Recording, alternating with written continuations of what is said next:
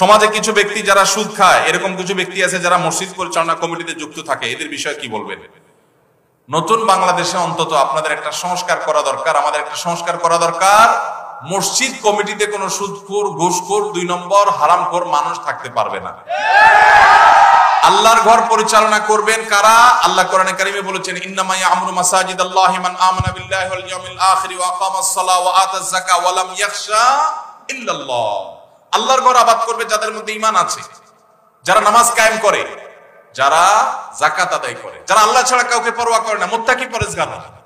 এখন মাংসপেশি দেখে, বাহুর জোর দেখে, টাকার জোর দেখে মসজিদ কমিটির সদস্য করা ঠিক না।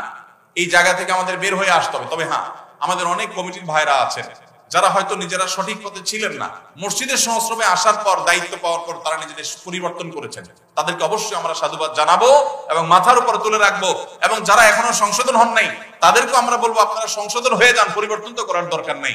কিন্তু নিজে নামাজও পড়ার খবর নাই, মসজিদ কমিটির সভাপতি সেক্রেটারি চেয়ার দখল করে রাখবেন, এটা কোন অবস্থাতে মানা যায় না। আমাদের নিজেদেরকে পরিবর্তন করার সিদ্ধান্ত নিতে হবে।